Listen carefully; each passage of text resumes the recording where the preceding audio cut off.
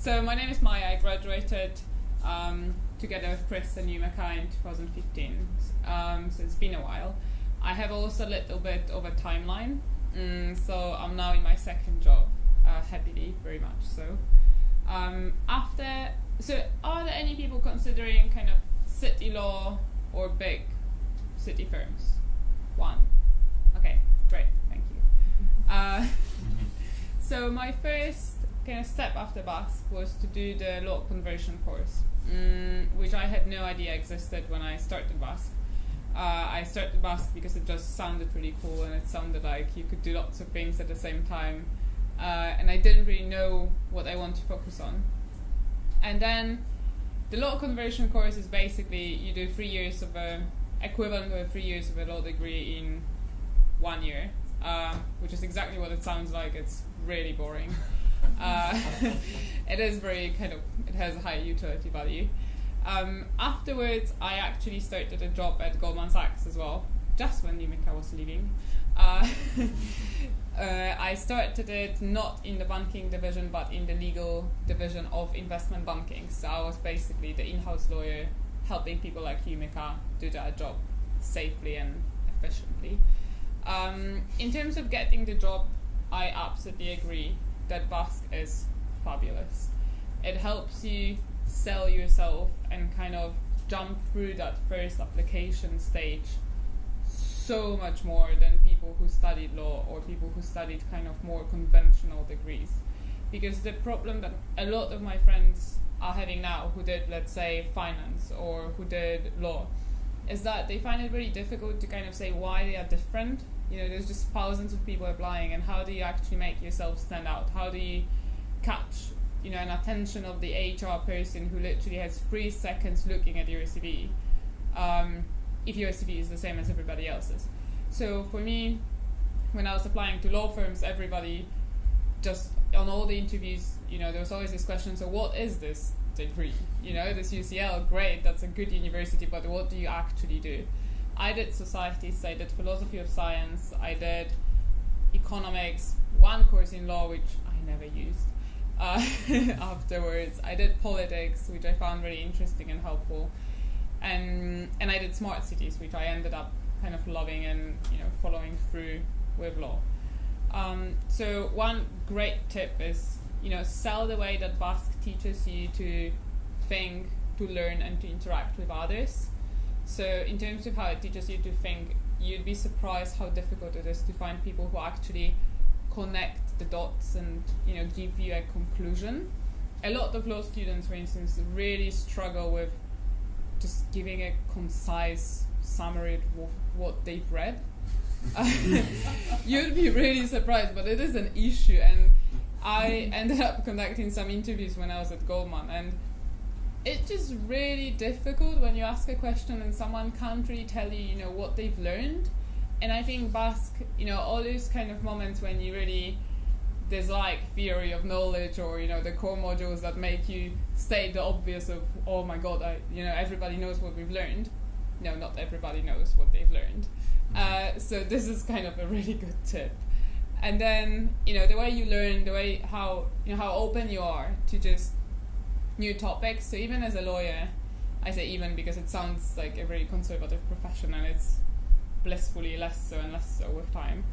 But you do have to be open to new topics that come your way. You don't always have the time to just sit down and go really deep into what it is that they want you to do. So for instance, at Goldman, I had to I was working at, let's say, 21 transactions at the same time, which were not all very different, but let's say, they were kind of divided into 4 categories. And you don't really have the time to understand them in full. So the ability to, distill what matters and what questions you want to ask to people who really specialize in that field is really helpful, because it just really helps you, know what you might not know and where the problem could be. And this is a very BASc thing. Then, I would say just the ability also to just be innovative and just, have that kind of voice in the back of your head that says, we could be doing it this differently. So for instance, at Goldman, I've, just kind of to keep my sanity, I've started a program about innovation in law and kind of in finance, which was basically a number of events that we've held on the topic. And in the beginning, nobody wanted to do it because it's just a waste of time. But I kind of had this very, BASc conviction that, there's always a better way, there's always a more interesting way of talking about things. And people really appreciate it, and, you can kind of build on it as you go through your careers. And interacting with others, that's another big skill.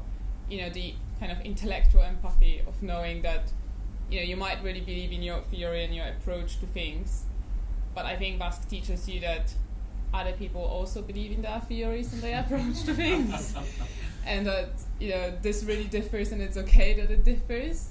And I think a lot of people who just go into this one niche degree path lack that understanding, and it really helps you when you work with your coworkers and you just work on this one thing and you don't agree at all, and you know how to work around that and how to distill those points that you do agree on. So in terms of the timeline, I spent a year, so I did the summer internship at Goldman, which I really liked. I actually did it in compliance. Very interesting, but I didn't see myself doing it for a longer time. I've stayed in the legal department for a year. It's kind of like what Yumika said, that I learned how to get things done. I learned how to keep myself motivated for really long hours, how to work with people who are very demanding, how to prioritize, and kind of all of those slogan words you see on the recruitment website. It wasn't for me because I just need more flexibility and more, let's say, impact on the world. So very also BASc thing a little bit. So I moved on to the job I've secured at BASc actually in my second year, which was a training contract at the city law firm Norton, which is an international huge firm. We're in I think 50 countries, something like this, or 50 locations. And I came back to kind of what I said in my second year I'll be doing, and I'm currently, so the way the training contract works, you set in 4 different teams over the course of 2 years, and at the end you qualify and you become a solicitor, which means that you're qualified to be a lawyer in this country. And my first seat is actually human rights issues in business scenarios. So my partner whom I sit, she is looking at things like, for instance, how well do we know what's happening in a supply chain of our clients? How well do we know whether there are any issues? And this is a very interdisciplinary field because you're looking at, the law, but you're also looking at what different things are happening with that supply chain or with that, business scenario that could potentially be a problem. And I think even in more financial types of law, you do have to, you have to understand your clients, so you can't only be, the age of the lawyer who only knew the law and that's what they knew is long gone, because there's lots of lawyers and nobody really wants a very dry lecture on, the statute. So the ability to apply is just very, very important. So be happy, it's a great degree. So do you feel like the experience you had at Goldman Sachs, was it the same thing to what you did at Norton in terms of like micromanagement and long work hours and not finding your work particularly stimulating or something?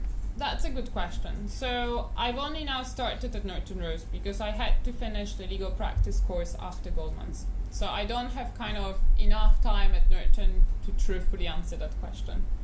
However, I do think it's very different because I think that the role of an in-house lawyer is very different to the role of the external lawyer, in a sense that when you're in-house, you're very close to your clients, so you can't really escape them in any way. But also you do many small tasks, whereas if you're an external lawyer, you focus kind of on the bigger, more complex issues because you're just very expensive and nobody wants you to do the small tasks. In terms of quality of life, it differs. So, it varies from team to team. My team currently is set to be very reasonable, we care about the human rights of ourselves, apparently. If you're in a transactional team, hours are going to be long because unfortunately, especially in the UK, clients just demand, answers always.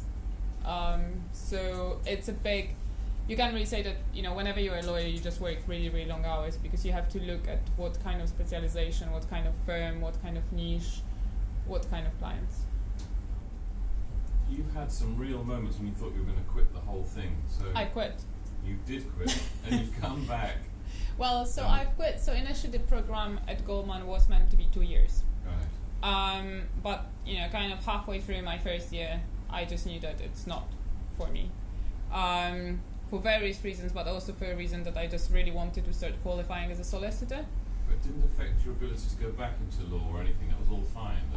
So that's actually an interesting question because I guess that's a good kind of career tip because I was absolutely petrified and I did think that the second I quit Goldman because it's such a powerful institution with people who are so connected, it's going to have an impact on my overall legal career. And maybe my firm would not want to take me back because Goldman is one of the main clients. So they kind of saying, oh, do you come back? No problem. It's a bit going against one of the big clients.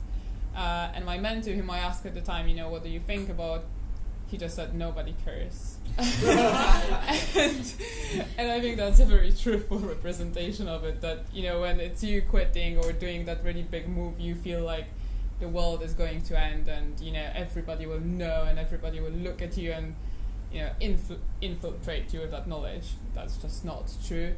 And people often kind of, believe you more when you just give the reasons as well. So there are some people who would ask me, oh my God, how come? Why would you leave? But all you have to do is just answer truthfully, it wasn't for me, those were my reasons, I've learned as much as I wanted to and I moved on.